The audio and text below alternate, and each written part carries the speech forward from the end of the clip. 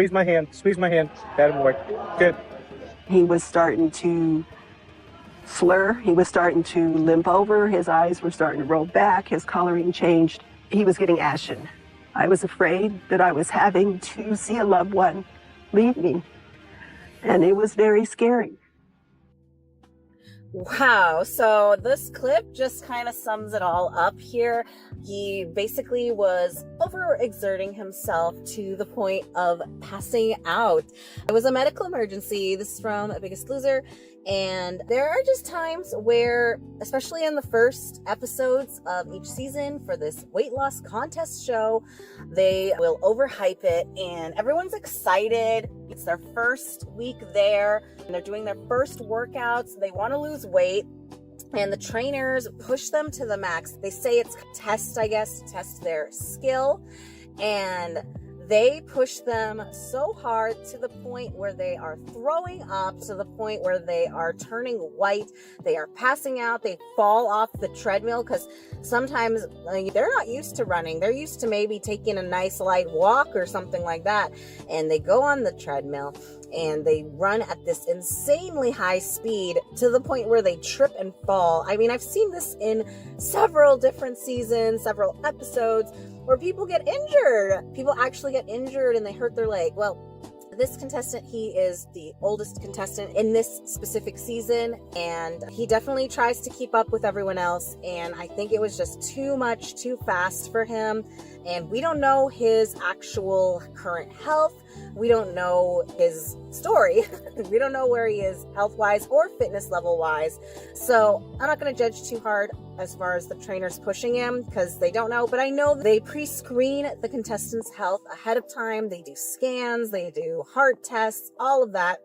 So he was cleared ahead of time to go. I think they went too far with this. Even though it's pre-screened, he ended up passing out. It looks like he was white-faced, gray-faced, and maybe he wasn't getting enough water or he just overexerted himself. So definitely be careful. This is just a quick little reminder. You do not have to kill yourself in your workouts. I say this all the time on the podcast. You do not have to kill yourself with these workouts. You don't have to push yourself to the max, to the breaking point, okay? You can just relax and walk and run and jog or do something you enjoy. It will also get you closer to your goal bit by bit. It all adds up.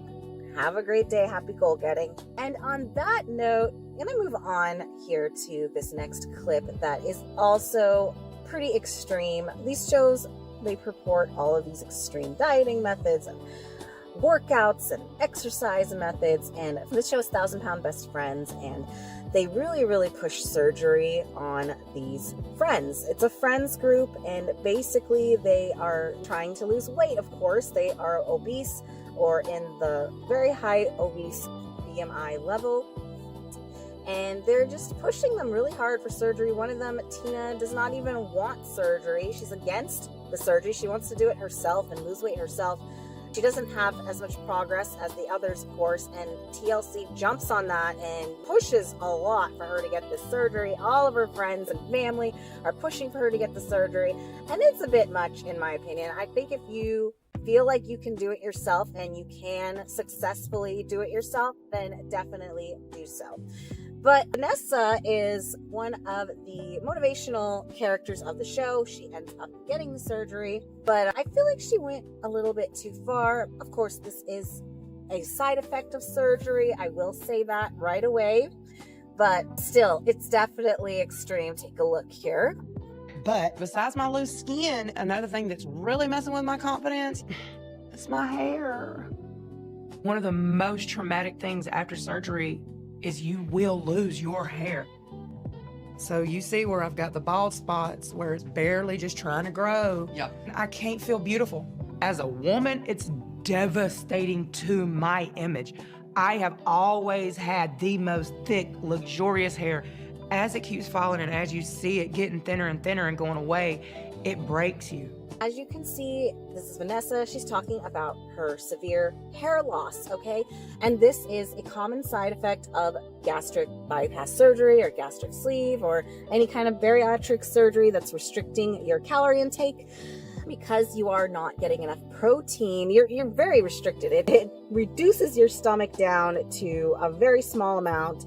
You cannot get as many vitamins, of course, throughout the day. You have to take pills. You have to get your protein in. It's really, really, really important. Otherwise, things like this happen. Your nails can get brittle, your hair, even your teeth can get weakened over time. Now, this doesn't just apply to surgery, of course. I myself have experience with it. It can apply to any severe diet you put yourself on. I've lost weight a couple of times. I talk about that a lot. I'm a yo-yo dieter. Horrible, I know. But there was one time, 10 years ago already, I think, I went crazy. And I don't know what came over me, but I was just on it motivational wise. I was working out over 2 hours a day. Who knows, whatever I could fit in, I was working out. I was obsessed. And I also was eating a very low amount of calories. And that was because I'm on the shorter side. And I have been told, since I'm on the shorter side, I should eat very, very, very little calories. Now, I've since learned that that's not actually true. I actually can lose weight at a higher calorie level. I just have to make sure my exercise is on point, that I'm lifting and I'm converting protein to muscle, and it's about reverse dieting. But that's something I could ramble on forever, and I'm not going to get into that. But basically, I'm going to show a side by side here of me when I started that diet and when I ended it. And as you can see in the beginning here, my hair is very, very, very thick and full and beautiful and healthy and wonderful. And I loved my hair at this time. And then this is the after. And as you can see, I dropped a ton of weight. This was within 8 months. 8 months, maybe a little less. I lost almost 100 pounds. And I don't recommend that. It's a very short time frame, especially at my height. To lose that amount of weight, it's a lot. And it was a lot on my body, and it was very, very painful. And I don't recommend doing it again, and I don't plan on doing it again. Maybe a little slower, of course, this time. That's what I'm currently working on, but not like this. And then in the after, you can see I'm much thinner. I felt really good, but my hair was very, very short. And one of my coworkers even made the comment, they complimented me. They said, "Oh, wow, I really love your haircut. It looks so good." And I had not cut my hair that whole entire time. Instead of my hair growing longer, it shrunk. It shrunk to this absolute short bob kind of style. And it was because of my weight, and it was because of my dieting. And I totally felt Vanessa's pain when she was talking about this, because us women, we love our hair. We love our long hair. And I totally connected with her on that level. So just another little reminder, you don't have to go this extreme. You do not have to go this far. You can do it slower. You can do slow and steady. You can eat certain amounts as long as you stay in your calorie intake for a deficit. You can eat certain things. You can eat protein. You can eat what is needed for your body to stay nourished and keep your hair growing. You know what I mean? And on that note, I want to also share something that really resonated with me. I was working out and I was watching this. It's from Biggest Loser Australia. And this show, it definitely goes a little further than the American version of the show. It definitely has more drama, and it definitely does things that shock me more than the US show, as far as the interactions between the contestants and the things they make them do and the decisions that they have to make. It can get kind of crazy, okay? But I'm just going to show you this clip. I was shocked when I watched this. I just was not expecting this at all, okay? I mean, it's really short and it goes by really quickly, but it was shocking, okay? Get up now. We'll do it my way then. Get up. Do it. You can't lift me. You reckon I can't? Get up. Get up. Run. No. Run. Don't push me, Run. Janet. A minute ago it's your breathing. Now it's your legs. Yeah, see, that was shocking to me. Okay, the fact that this is their trainer, and they're working out on the beach, and the fact that he picks her up to force her to keep going, to force her to keep working out. We don't really know what exactly is happening. We see what's edited on the screen by the show, but this girl is on the ground sobbing, crying, upset. Maybe she's hurt. We don't even know. Maybe she's really in pain and sore because these workouts in the sand, no less, on the beach, okay, just walking on the beach in the sand, it hurts, okay? It hurts, especially if you're overweight or obese. Just walking is hard and you're huffing and puffing, and this guy's making them run, he's making them work out, and she's in pain for sure. Her body's probably screaming, and meanwhile this guy is screaming at her to get up and do your best, and she probably is doing her best. But like I said, we don't know the exact story. From his point of view, he's saying it's like a tantrum, it's like she's refusing to do it, and he wants her to break through this mental barrier and actually know she can do it. And you see this a lot on this show, that contestants don't want to do the workouts, they don't want to do these challenges because they're scared, and fear is a real thing that holds us back when it comes to doing our goals. We don't think we can do it, and sometimes being pushed to do it will break us out of that fear. However, I think that this is going too far. This is definitely way too extreme. Lifting someone up off the ground, I think it's just too much. It goes past a boundary in my mind. You have this boundary around you, this personal space, and this just kind of goes past it. It's personal space. It just crosses a boundary in my eyes, and I think that's wrong. I'm sorry. I'm going to show a really quick clip here from their gym session as well. Punch in the air. Go. Deb, go! Or did I say stop? Come on, get your elbows down and up. This is not Deb's time. 4, get them up. Start again, everyone. 20 bloody seconds more, Deb. Go! Now you let everyone down. 4, 5, 6. Get up, Deb. You know what kept me going was the fact that everyone was just cheering me on and going, come on, Deb, you can do it, and you know you can do it. It wasn't Shannon being there and leaning over me and being my trainer. It was everybody else. That just sums up this whole entire thing. She says that she got her motivation mainly from the people around her that were cheering her on instead of screaming at her.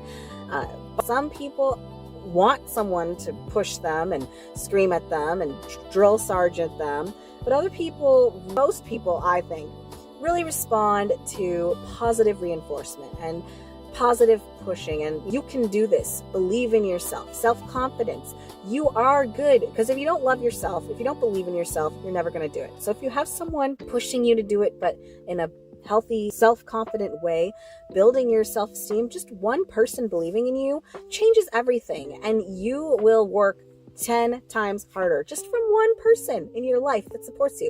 And then if you yourself are that person, even better. And over time, you will believe in yourself. If you keep saying it to yourself, if you keep telling yourself, if you have someone else telling you, you will believe in it. So I'm not a big fan of the whole screaming at people to get them to get things done. Some people need a kick in the tush, but I personally just I'm not comfortable with it. This whole pushy, cross the line thing. I don't know. But anyways, you don't have to go that far. You can take it easy, just like I keep saying over and over again. You got this. And on that note, I wanted to talk about Tracy. I talked about her recently in my reaction of Biggest Loser, season 8, episode 1. They do have this mile run. It's the first challenge compared to the marathon they do later on. It's really not that bad. It's very, very, very short and minimal. But yeah, they do this whole mile run, and these contestants, like I've said before, they are not used to this. They are new to this. This is just all new for them, and they're used to probably sitting on the couch, watching TV, maybe getting a walk in once in a while, and then they're thrown into this, and they push themselves to the max. And Tracy definitely does as well. She wants to win this race, and as you can see later on in the series, in the season, she's very, very, very, very competitive. I have my qualms with her, but I like her as a person. But just take a look at this clip. I'm here next to you, Tracy. You're so close. Stand up, Trace. 1, 2. Legs. Get the legs. Her legs are jello. Like, there was nothing there. It's scary stuff. She's almost to the finish line. She's so close. You can see her really pushing at the end. And other contestants are trying to help her. And she just collapses. She doesn't make it. It's similar to the other contestant in the other season. He's on the white team, and he's the oldest contestant on that season. He gets a white face and he passes out, and it's the same with her. They don't really explain it very much in the season. It's basically a muscle injury of some kind, probably paired with overexertion, overheating, high blood pressure. Who knows the exact details? We don't know everything. I do respect that there's HIPAA and everything. They keep your medical information secret. And it's to the point where she injures herself, and it could have been so much worse. It could have been a seizure. It could have been who knows what. I talked about this in the heat video. There was a race near us in the city right next to us, actually, and they had a trail race, and these were very trained athletes. They trained for it in advance, and they really overexerted themselves, and it was hot out. And a couple people got injured, and one person unfortunately did pass. It was a shocking headline in the news, I remember, last summer. So you gotta be really careful out there, and this is just your daily reminder of that. Please, please, please be careful. Do not push yourself to the max. As much as it is encouraged to push yourself like this, all of the workout videos out there, there's Insanity, there's Taibo, there's all these workout videos out there that push you to the max, and they say, go for it, go for it. Yes, you should challenge yourself for sure, but not to the point where you're feeling ill, passing out, unable to talk. You should be able to talk at least a little sentence here and there. You should not be so out of breath that you're gasping and making strange noises, if that makes sense. I know a lot of fitness coaches encourage this, but it's not necessary, okay? If you are trained and very good and very fit, you can be breathing hard, sweating, and still be able to say a sentence or two. But if you're not able to talk at all, that's bad, okay? You should keep track of your heart rate, whether you have some kind of watch, smartwatch, or a monitor of some kind, or you're measuring it on the treadmill. Keep track of your heart rate. Make sure it does not go up too much, because that's dangerous too, especially if it's hot out, especially if it's summer, all of those things. So yeah, that's just your daily reminder, and I hope you're having a wonderful day and you're reaching for your goals. Small, short goals are just as good as long as it's getting you to point B. You got point A, you got point B. There's no point in forcing yourself to point B super duper fast, super duper hardcore. You can get there just as well with slow and steady baby steps, all of that. So happy goal getting. Have a great day.